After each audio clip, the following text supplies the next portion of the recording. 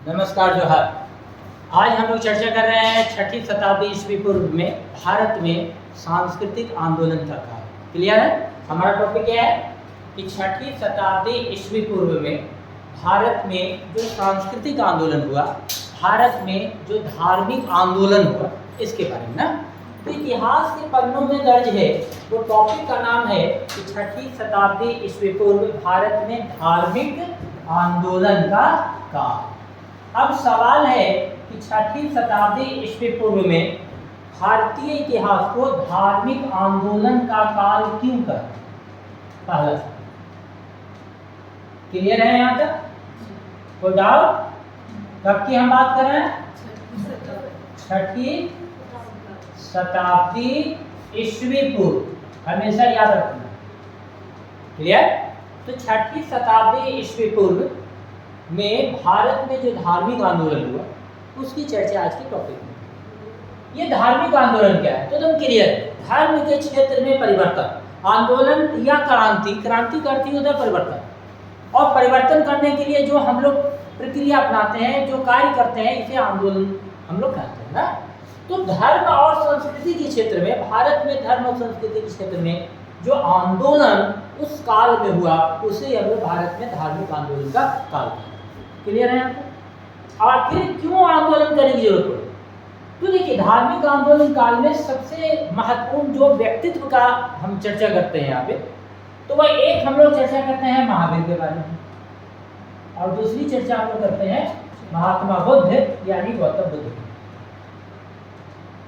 यानी इन्हीं के काल को हम लोग भारत में धार्मिक आंदोलन का काल कहते हैं। इसके पीछे का कारण ये था कि देखिए, इससे पहले हम लोग चर्चा कर चुके हैं ऋग वैदिककालीन भारतीय समाज और संस्कृति तथा उत्तर वैदिककालीन भारतीय समाज और संस्कृति के बारे में पहले चर्चा कर चुके हैं ना, जिसमें हम लोग चर्चा किए थे कि 1500 ईस्वी पूर्व से 1000 ईस्वी पूर्व तक को हम ऋग वैदिक काल के नाम से भारत के इतिहास को पढ़ते हैं।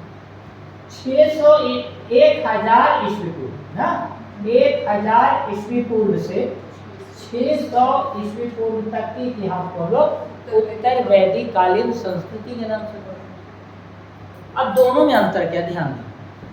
देखिए, ऋग वैदिक कालीन भारतीय समाज जातियों में विभक्त नहीं था। ये ऋग वेद के अध्ययन से स्पष्ट होता है, क्योंकि ऋग वेद में जाति का उल्लेख न होकर वर्ण व्यवस्था का उल्लेख। कल भी हम लोग चर्चा की, यानी ऋग वेद कहता है कि कर्म के आधार पर भारतीय समाज 4 वर्गों में विभक्त था: ब्राह्मण, क्षत्रिय, वैश्य और शूद्र। क्लियर? ये किस आधार पर था? कर्म के आधार पर। ध्यान देना, ये वर्ण व्यवस्था किस आधार पर था? कर्म के आधार पर, जन्म के आधार पर नहीं। लेकिन उत्तर वैदिककालीन भारतीय समाज में इसका उल्टा हुआ, क्योंकि यहाँ पे हम लोग देख रहे हैं कि जो कर्म के आधार पर वर्ण व्यवस्था था, अब यही भारतीय समाज जातीय व्यवस्था में बट गया। और यह किस आधार पे? कर्म के आधार पर, जो आगे चल के जन्म आधारित बन। क्लियर? पहली बुराई। नंबर 2, यहाँ पे जब ऋग वेद के अध्ययन हम लोग करते हैं तो इसमें स्पष्ट है कि धर्म के क्षेत्र में यज्ञ में जब तक पुरुष की स्त्री शामिल नहीं होती थी, तब तक यज्ञ को नहीं माना जाता था। इसका अर्थ ये हुआ कि सांस्कृतिक और धार्मिक क्षेत्र में महिलाओं को भी उतना ही अधिकार और सम्मान प्राप्त था जितना कि समाज में पुरुषों को। इसी प्रकार ऋग वेद में कई विदुषी महिलाओं का वर्णन है। इसका मतलब है कि पुरुषों के बराबर महिलाओं को भी विद्या अध्ययन का अधिकार रहा हो, तब तो ऐसी स्थिति आई होगी। कहने का अर्थ ये है कि ऋग वैदिककालीन भारतीय समाज में कोई भी सामाजिक कुप्रथाएं नहीं थी, सामाजिक कुरीतियां नहीं थी, जबकि उत्तर वैदिककालीन भारतीय समाज में कई प्रकार की सामाजिक कुप्रथाएं, कुरीतियां, बुराइयां स्थापित हो गई। क्लियर? जैसे ऋग वैदिक काल में पुरुषों के समान स्त्रियों को सम्मान प्राप्त था, लेकिन उत्तर वैदिककालीन भारतीय समाज में स्त्रियों की जो स्थिति थी वो निम्न हो गई और पुरुषों का स्थान उच्च हो गया। इसी प्रकार उत्तर वैदिककालीन भारतीय समाज में मूर्ति पूजा स्थापित हुई, ऐसा इतिहासकारों का मानना है, क्योंकि यहाँ पे काल्पनिक देवी देवताओं की पूजा हो गई, या हम इसको अलग अलग नामों से भी बोल सकते हैं। जैसे कि ऋग वैदिककालीन तो जब हम लोग ऋग वैदिक कालीन भारतीय संस्कृति की बात करते हैं तो हम लोग स्पष्ट रूप से ऋग्वेद में पढ़े हैं कि ऋग्वेद में सबसे महत्वपूर्ण देवता इंद्र थे, यानी इंद्र को प्रधान देवता के रूप में पूजा जाता था। इन्हें ही ऋग्वेद में क्या लिखा गया है? पुरंदर। यानी ऋग वैदिक कालीन सर्वोच्च देवता कौन थे? इंद्र। ऋग्वेद में इंद्र को क्या लिखा गया है? पुरंदर।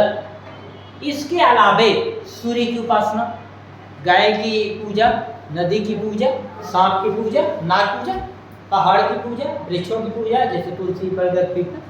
कहने का अर्थ है कि ऋग वैदिक काल में प्राकृतिक देवताओं की उपासना होती थी नहीं, जबकि उत्तर वैदिक काल में त्रिदेव की महत्ता स्थापित हुई, ब्रह्मा, विष्णु, महेश।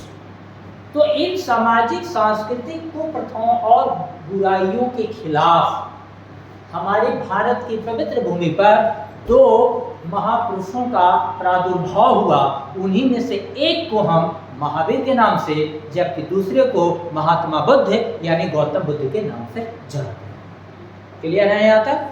चूंकि महावीर और गौतम बुद्ध दोनों ने इस समय यानी 6वीं शताब्दी ईस्वी पूर्व में भारतीय समाज में जो व्याप्त बुराइयां थी, जैसे जाति प्रथा, छुआछूत, ऊंच नीच, इसी प्रकार भारतीय धर्म और संस्कृति के क्षेत्र में जो बुराइयां थी, जैसे त्रिदेव, जैसे यज्ञ, जैसे तीर्थ यात्रा या अन्य प्रकार के जो बाह्य आडंबर है, तो बुद्ध और महावीर दोनों ने हमारे समाज में जो कुप्रथाएं थी और भारतीय धर्म और संस्कृति के क्षेत्र में जो कुरीतियां स्थापित हो चुकी थी, बाह्य आडंबर स्थापित हो चुका था, उनका उन्होंने विरोध किया और इस प्रकार समाज में एक जागरण लाने का कार्य किया, समाज को जागृत और शिक्षित करने का प्रयास किया, जिससे हमारे धर्म के क्षेत्र में और समाज के क्षेत्र में महत्वपूर्ण परिवर्तन हुए। इसलिए इस काल को सामाजिक सांस्कृतिक आंदोलन का काल या धार्मिक आंदोलन का काल भी कहते हैं। कोई डाउट यहाँ तक समझ में आ रहा है? कोई क्वेश्चन? आगे बढ़े। अब सबसे पहले आज के इस क्लास में हम लोग चर्चा आज जो करने जा रहे हैं वो हम लोग गौतम बुद्ध के बारे में डिटेल से पढ़ेंगे कि गौतम बुद्ध कैसे बने, उनका वास्तविक नाम क्या था, या जन्म कहाँ हुआ, पिता कौन थे ना, आदि आदि। तो सबसे पहले यहाँ पे हेडिंग लीजिए बौद्ध धर्म। हेडिंग क्या देना है? बौद्ध। अब देखिए सबसे पहले क्वेश्चन पूछेगा कि बौद्ध धर्म की स्थापना किसने की थी? बौद्ध धर्म की स्थापना किसने की थी? अगर क्वेश्चन रहे तो आपका सीधा सा जवाब होगा गौतम बुद्ध। हालांकि इतिहासकारों का मानना है कि गौतम बुद्ध ने किसी धर्म विशेष की स्थापना नहीं की, बल्कि वे केवल सामाजिक सांस्कृतिक कुप्रथाओं का विरोध किया और लोगों को सच्चा ज्ञान देने का कार्य किया, उपदेश देने का कार्य किया। लेकिन आगे चलकर गौतम बुद्ध के जो विचारों को मानने वाले लोग थे, गौतम बुद्ध के जो अनुयायी थे, वो संगठित हुए और अपने आप को एक धर्म के रूप में परिवर्तित कर लिए। उसे ही हम लोग बौद्ध धर्म के नाम से जानते हैं। क्लियर? लेकिन जब क्वेश्चन पूछ दे रहा है कि बौद्ध धर्म की स्थापना किसने की, तब उत्तर होगा, लेकिन याद रखना है कि गौतम बुद्ध ने किसी धर्म की स्थापना नहीं की, बल्कि गौतम बुद्ध के बाद उनके जो अनुयायी हुए वो संगठित होकर स्वयं को एक धर्म के रूप में परिवर्तित किया और बौद्ध धर्म के नाम से वही जाना गया इतिहास के पन्नों में, इसे ही बौद्ध धर्म। क्लियर? अब हम लोग चर्चा करते हैं कि जो गौतम बुद्ध हुए इनकी जीवनी के बारे में, गौतम बुद्ध के महत्वपूर्ण उपदेशों के बारे में। क्लियर? तो अगला हिंट दीजिएगा गौतम बुद्ध की जीवनी एवं उपदेश। गौतम बुद्ध की जीवनी एवं उपदेश। एक चीज याद रखना है हमेशा ना कि गौतम बुद्ध ने जो उपदेश दिया, जो शिक्षा दी, वही बौद्ध धर्म का सिद्धांत या शिक्षा भी कहलाता है। अगर आपसे सवाल पूछे गौतम बुद्ध की शिक्षा या बौद्ध धर्म की शिक्षा, इसका मतलब है क्वेश्चन दोनों सेम है। क्लियर है? सबसे पहले हम लोग यहाँ पे चर्चा करते हैं कि गौतम बुद्ध का जन्म कब और कहाँ हुआ। क्लियर? तो लिखिएगा सबसे पहले जन्म, डैश दे दीजिए और डैश दे लिखिएगा कि गौतम बुद्ध का जन्म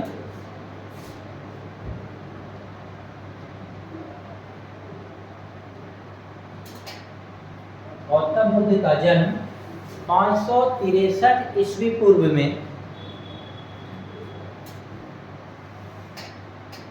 563 ईस्वी पूर्व में नेपाल के तराई में स्थित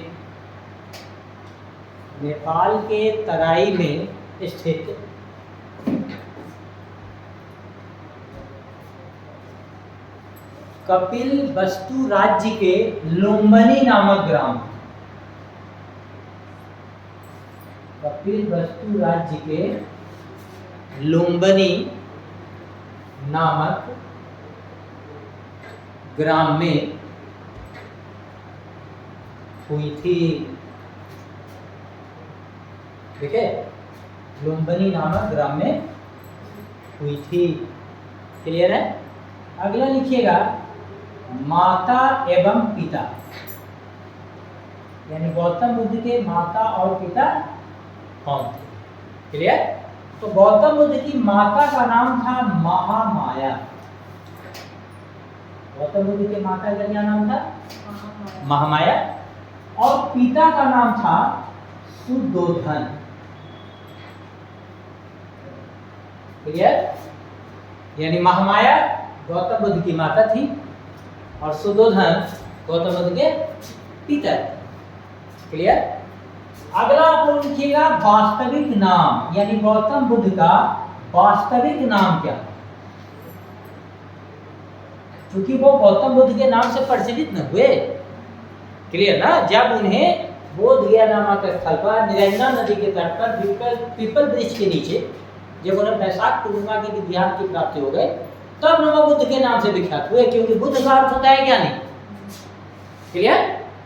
कुछ लोगों ने उन्हें महात्मा बुद्ध कहा, कुछ लोग इतिहासकारों ने गौतम बुद्ध कहा, क्योंकि वो गौतमी पुत्र थे, क्योंकि गौतमी उनकी सौतेली माँ या मौसी थी जो उनका लालन पालन किया था, इसलिए गौतमी के पुत्र होने के कारण वो गौतम बुद्ध के नाम से भी जाने। तो उनका वास्तविक नाम था क्या? सिद्धार्थ। उनका वास्तविक नाम, क्वेश्चन आएगा कि गौतम बुद्ध का बचपन का नाम या वास्तविक नाम क्या था? तो उत्तर देंगे सिद्धार्थ। क्लियर? अगला लिखिएगा पत्नी, यानी गौतम बुद्ध की पत्नी कौन? इसका जवाब लिखिएगा यशोधरा। यशोधरा उनकी पत्नी थी और उन्हें एक पुत्र संतान की भी प्राप्ति हुई थी जिसका नाम था राहुल। उनके पुत्र का नाम था राहुल। क्लियर है? अगला लिखिएगा लालन पालन, यानी पालन करता, यानी गौतम बुद्ध को पाला कौन था ना? तो लिखिएगा गौतम।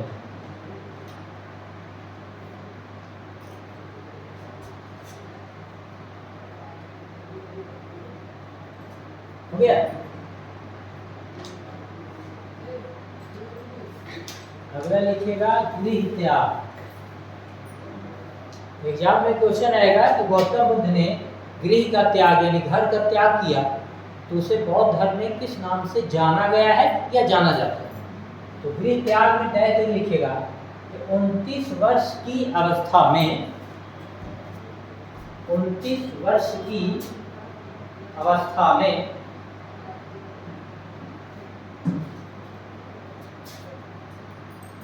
गौतम बुद्ध ने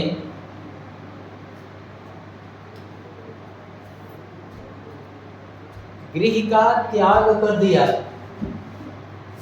गृह का त्याग कर दिया,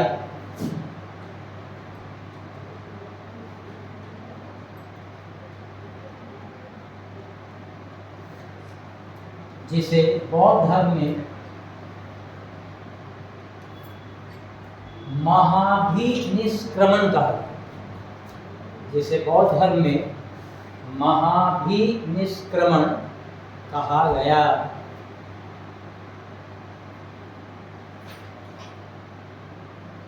क्लियर है? इसको याद रखना है, ये बार बार एग्जाम में पूछता है क्वेश्चन। क्वेश्चन पूछेगा कि महात्मा बुद्ध ने गृह त्याग की, इस घटना को बौद्ध धर्म में क्या कहा गया, या गौतम बुद्ध के गृह त्याग की घटना बौद्ध धर्म में क्या कहा गया। उत्तर होगा महाभिनिष्क्रमण की घटना बौद्ध धर्म में कहा गया। क्लियर? जब महात्मा बुद्ध ने घर का त्याग किया, क्लियर, तो वो सबसे पहले ज्ञान प्राप्ति के लिए 2 लोगों को अपना गुरु बनाया ना। तो अगला क्वेश्चन पूछता है कि महात्मा बुद्ध के प्रारंभिक गुरु कौन थे? प्रारंभिक गुरु कौन थे? ये क्वेश्चन आएगा कि महात्मा बुद्ध के प्रारंभिक गुरु कौन थे। तो लिखिएगा आप लोग, प्रारंभिक गुरु पहला अलार कलाम, अलार कलाम, और नंबर 2 में लिखिएगा रामपुत्र, रामपुत्र, पुत्र पुत्र, ठीक है, रामपुत्र। क्लियर? अगला लिखिएगा ज्ञान की प्राप्ति,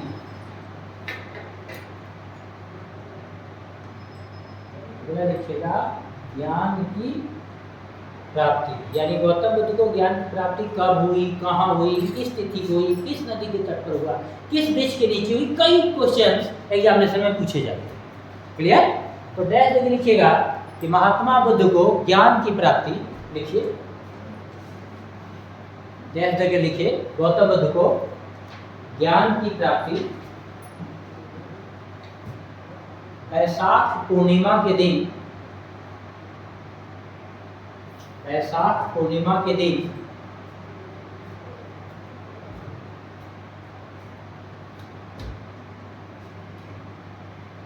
निरंजना नदी के तट पर,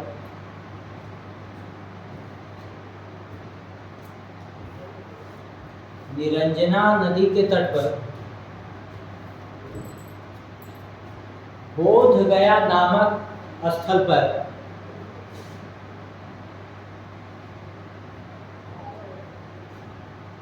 पीपल वृक्ष के नीचे हुई थी।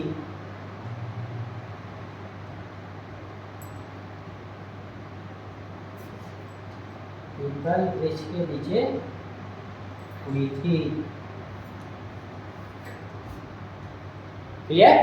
देखिए इसमें कई क्वेश्चन आएगा ना कि गौतम बुद्ध को ज्ञान की प्राप्ति कब हुई, तो उत्तर देना है वैशाख पूर्णिमा के दिन। गौतम बुद्ध को ज्ञान की प्राप्ति कहाँ हुई, जिसे आज हमें बोध गया, उस समय इसका नाम बोध गया रहा होगा, ये तो कहना मुश्किल नहीं रहा होगा स्वाभाविक।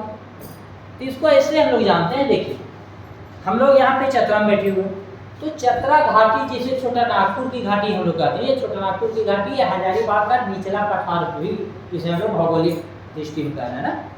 तो यहाँ पे जो हजारीबाग का जो उत्तरी पठार है, तो इसे हम लोग चतरा की घाटी भी कहते हैं। यहीं से एक नदी निकली, इसे हम लोग झारखंड में चतरा जिला में लीलाजन के नाम से जानते हैं। लेकिन यही हंटरगंज से आगे जब बढ़ेगा तो ये बिहार के गया जिला में प्रवेश कर जाती है नदी, और बोध गया में इसमें एक और नदी आकर मिल जाती है और एक संयुक्त धारा बनती है, उसे ही बोध गया में नीलाजन नदी को ही निरंजना नदी के नाम से जाना जाता है। और यही निरंजना नदी आगे बढ़कर जब गया में पहुंचती है तो इसे फल्गु नदी के नाम से जाना जाता है, हमेशा याद रखना। और यही फल्गु नदी पटना के निकट गंगा में मिल जाती है। क्लियर? गया क्यों फेमस है, तो आप लोग सांस्कृतिक धार्मिक दृष्टिकोण से पढ़े होंगे कि गया में हमारे भगवान विष्णु का पद है, यानी चरण है, जो फल्गु नदी को स्पर्श करती है, यानी फल्गु नदी को स्पर्श करते हुए मंदिर है, उसी को विष्णु पद मंदिर कहते हैं। और दुनिया भर के जितने भी हिंदू होते हैं वो अपने पितरों की मोक्ष की प्राप्ति के लिए एक बार उन्हें गया धाम में आना पड़ता है, गया जी धाम पधारना पड़ता है ना, पिंड दान के लिए। तो दुनिया भर के जो हिंदू हैं, जो देश के अलग अलग विदेशों में अलग अलग क्षेत्रों में बसे हुए हिंदू हैं, तो अपने पितरों की मोक्ष की प्राप्ति के लिए गया जी धाम में आकर और पिंड दान करते हैं। ऐसी मान्यता है, इससे मोक्ष की प्राप्ति हो जाती है। मोक्ष का मतलब होता है जन्म और मृत्यु के बंधन से मुक्त हो जाना, क्योंकि जन्म लेने का जो कष्ट है और मरने का जो दुख है, ये कहा जाता है कि ये सबसे कष्टकारी है। यानी जितनी दर्द और पीड़ा में मनुष्य जन्म लेता है, उतना ही अफसोस के साथ इस धरती को वो आदमी विदा करता है। तो ये जन्म का दुख, संकट, मृत्यु का भय कभी मनुष्य को ना हो, इसे ही मोक्ष प्राप्ति करना बोलते हैं। यानी जन्म और मृत्यु के बंधन से मुक्त होना, मोक्ष प्राप्त करना। क्लियर है यहाँ तक? इसलिए फल्गु नदी को गया जी धाम विष्णुपद में मोक्षदायिनी नदी भी कहा जाता है। इसमें बिहार का देखिएगा सबसे बड़ा रबर पुल बनाया है। यानी जीके में क्वेश्चन आएगा कि बिहार का सबसे बड़ा रबर पुल, तो बोलिए गया जी में, किस नदी पर? तो फल्गु नदी पर। और चूंकि कहानी है सांस्कृतिक, ये लोग कहते हैं कि फल्गु नदी को श्राप दिए, माता सीता ने श्राप दे दिया था, ऐसी कहानी है। लेकिन वास्तविक में भौगोलिक दृष्टिकोण से बोले तो चूंकि नदी जो है वो फल्गु व सदाबहार नदी का उदाहरण नहीं होगा, यानी वो मौसमी नदी है इसलिए क्योंकि पठार से निकली। तो बरसात के मौसम में तो पानी होगा, गर्मी में पानी तो होगा, क्योंकि सालों भर नदी में पानी हो ये तभी संभव है जब वो हिमालय से निकली हो। भारत में हिमालय से निकलने वाली सभी नदियाँ सालों भर उसमें बारिश रहेगी, इसलिए उसको सदाबहार नदी का। तो जो पठारी क्षेत्रों से निकली है तो सरोवर नहीं जाएगा।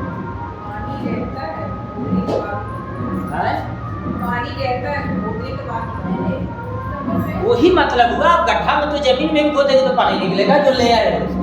तो वैसे उसको घुमा के नहीं कहीं सीधा कहिए ना कि वो मौसमी नदी चूंकि पठार से निकली। और भारत में जितनी भी पठारी नदियाँ सब इसी प्रकार की नदी के उदाहरण। क्लियर है यहाँ तक? तो हम लोग यहाँ पे आ रहे हैं ना, तो यही बोध गया नामक स्थल पर वैशाख पूर्णिमा के दिन महात्मा बुद्ध को पीपल वृक्ष के नीचे ज्ञान की प्राप्ति हुई, जो वर्तमान में बोध गया के नाम से प्रसिद्ध हुआ।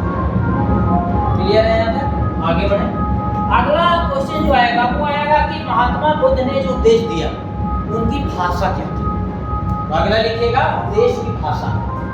इसका आंसर क्या होगा? उपदेश, सॉरी पहला लिखिएगा प्रथम उपदेश, बाद में लिखिएगा प्रथम उपदेश। अगला लिखिएगा प्रथम उपदेश। यानी जब महात्मा बुद्ध को ज्ञान की प्राप्ति हो गई तो उन्होंने सबसे पहले उपदेश कहाँ दिया? तो लिखिएगा सारनाथ। सारनाथ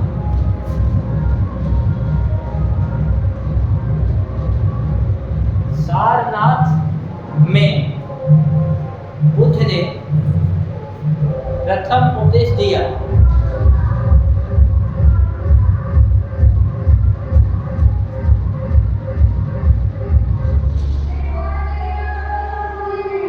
प्रथम उपदेश दिया जो बौद्ध धर्म में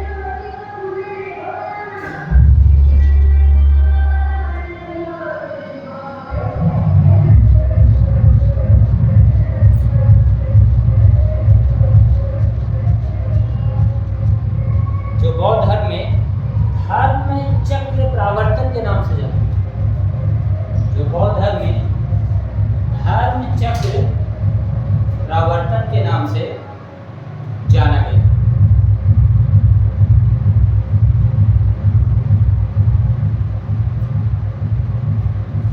और अगला लिखिएगा उपदेश की भाषा। अगला लिखिएगा उपदेश की भाषा।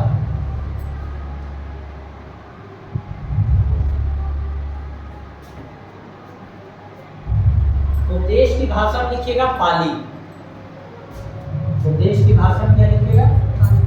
पाली। यानी महात्मा बुद्ध ने जो जन साधारण को उपदेश दिया, शिक्षा दी, उन्होंने संस्कृत को नहीं चुना, संस्कृत भाषा को नहीं चुना, क्योंकि भारत की प्राचीनतम भाषा है संस्कृत भाषा ना।